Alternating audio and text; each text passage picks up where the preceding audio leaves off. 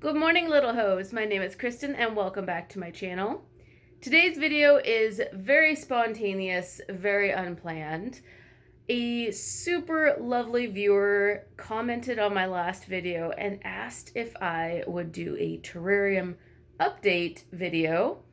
And that is what I am doing right now. So thank you, Tessa, for the awesome idea. I haven't really even thought recently of doing an update video on my terrarium. Maybe it's just because I feel it's still a work in progress and I'm not 100% sure what the direction is with it. So I will show you. For those of you who don't know, Casey and I made this awesome terrarium last year in summer, I think. And it has some positives and some negatives, and I will briefly touch on those in this video. So let me show you. So this is a huge upright terrarium. I do really like these styles. We sell them at my work. One thing I don't appreciate, however, is just how loud it is. It's like a freaking haunted house door. I'm sure maybe a little WD-40 would help it out a little bit, but yeah, it's squeaky. And I do apologize, you will see that I need to scrape the walls. We have insanely hard water here, and the calcium deposits are real bad. Whenever you water or mist it, it just builds up so fast. I did plop in a hygrometer this morning, and it looks like we're at 89%, which is kind of crazy to me, just how humid it is. It doesn't feel humid at all, but it is. And it's 70 degrees in there, although it feels much cooler, especially if you touch the soil. I have, you can see the cord in the back, a little extra gecko reptile heating mat at the bottom. We had an extra one hanging about, so I put it under there. Looking back, I would probably choose to put something a bit bigger on the underside of the tank. Something that maybe will heat it up a little bit better, but it's fine for right now. I might at some point choose to swap it for a heat mat for seedlings, but again, for right now, it's good. And I'm sure in summer I'll probably appreciate the fact that it's not overly hot. On top, I took the mesh screen out and plopped on this just extra glass piece we had from a table.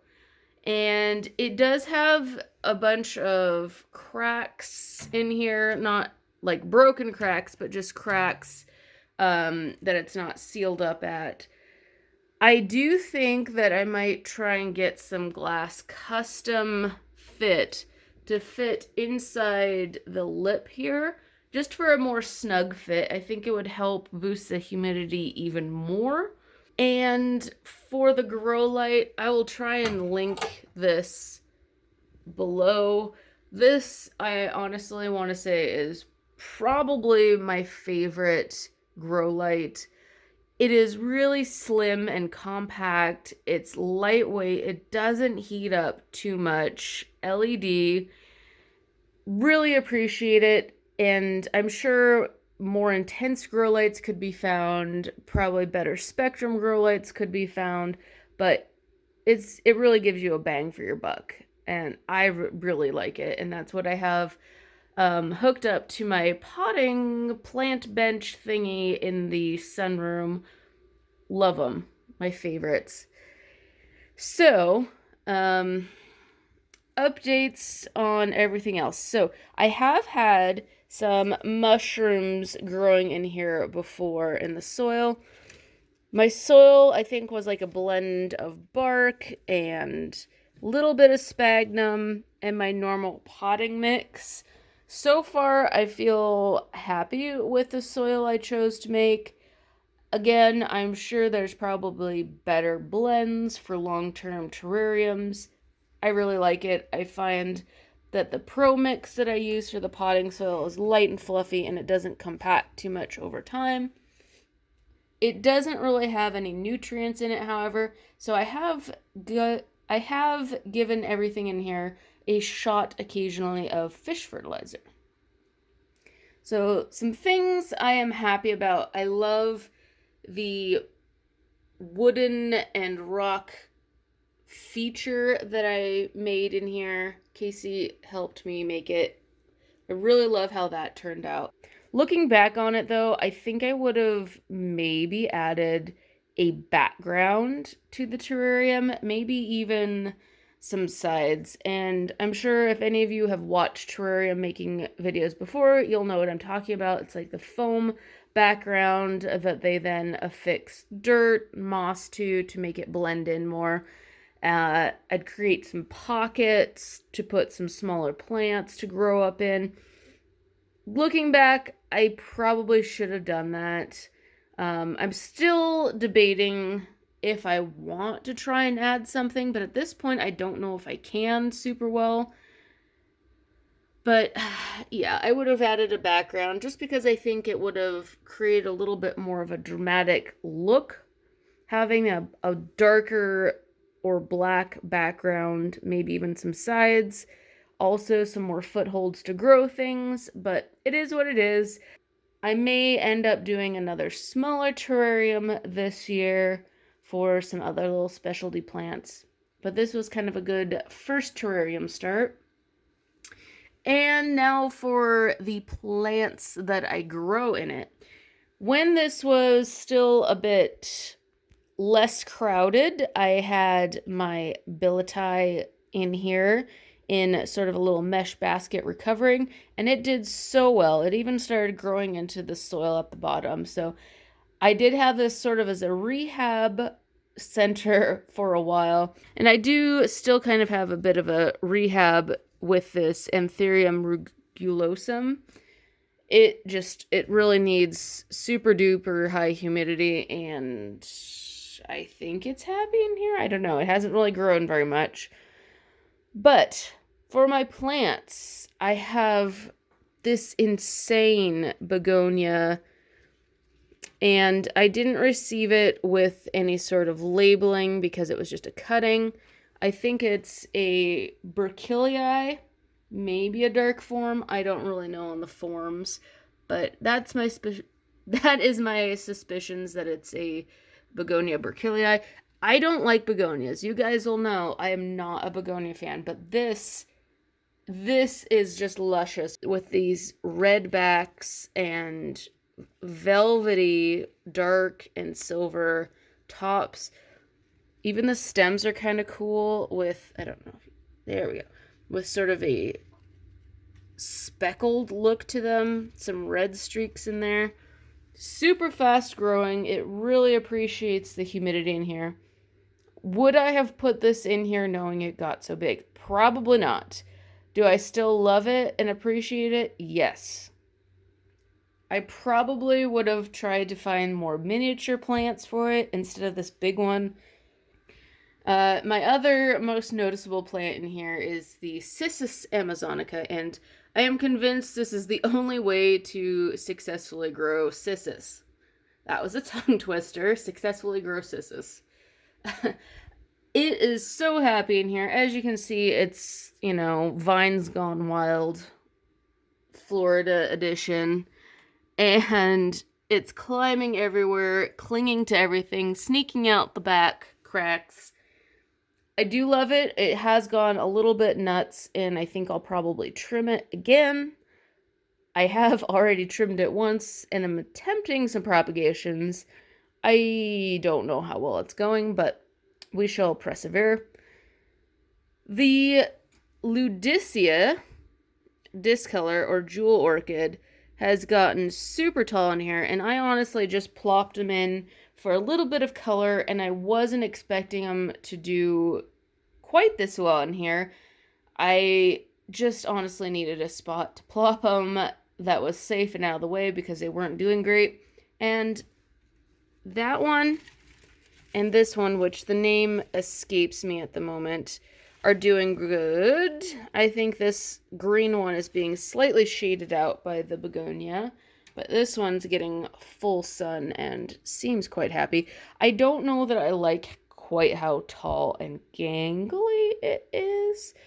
So that might be one that I'm going to take out, pot up, and just like put in my makeshift greenhouse over there. But yeah, I think proportion-wise, definitely try and plan it out. Figure out how big the plants will get at more maturity and plan accordingly, not just based on what the size is right now when you plant them. There's a little tiny Peperomia prostrata there. It's kind of on the struggle bus. It's kind of doing okay. I don't quite know what it's about yet. It's a little propagation I took and just put in the soil down here, but it was getting hidden by the other plant, so I decided to wedge it in there. Then the Rhaphidophora crypantha that's put down here is I don't know about this guy. It's kind of hard to judge it because it needs such bright sunlight, and I just don't know if my grow light is intense enough for it or if it's getting enough sunlight to achieve those more mature leaves on it, which should be much bigger. Again, I'm kind of tempted to at least take some cuttings and grow the Rhaphidophora elsewhere. Probably even up a shingle since it's a shingling plant, but you know me, I have to be different and, not go with the flow. Then lastly, I think this is pretty much the only other plant I have in here. Oh, wait. Sad little Selaginella in here. You can kind of see it there. It's putting off some side shoots. I'm not quite sure what went wrong here. I think it probably just got a little too dry at one point and toasted. But that was my russet spike moss. It's pretty cool, but I think maybe my terrarium's just not humid or damp enough for it. That being said, I probably would try more Selaginella in here again. But I'm still a little burnt out on it right now, so it's going to be a while. And then, is this a Pilea? I think this is what they call a silver baby tears Pilea. And I do really like the effect. I think it sort of softens the overall look of it. It's not taking over too bad. It's also not growing as prostrate to the ground as I expected. But that's totally okay. Like I said, appreciate the sort of wispy look it achieves. Oh, and I also have an air plant up there, which I think it's still alive. I'm not quite sure. Even if it's not, it's fine. I ain't mad at it. So yeah, that is the update on the terrarium. And for future plans, I still don't know. I did show you that I want to take out the Ludicea, and that Anthurium's probably not going to live there forever. So I might put in a couple of other smaller things there. And if I'm feeling bold at some point in time, I may try and at least put up like some paper or some of the fish tank background type of situation on the terrarium just to see if I like it. It will be probably something pretty low key, maybe just like black or green or something. The original thought was that I wanted to get in as much sunlight as I possibly could to the terrarium, but then I got that cool grow light and found out I didn't really need to. So we shall see, but I'm very happy with how this turned out overall. Some improvements still need to be made. I will show you guys those in the future. Also, if I make any other terrariums, I will show you as well, because I have something in mind. That will do it for today's video, guys. And again, a shout out to Tessa. Thank you for the idea for the video. I hope this was helpful. As always, stay safe, healthy, and sane, guys, and I will talk to y'all real soon. Goodbye.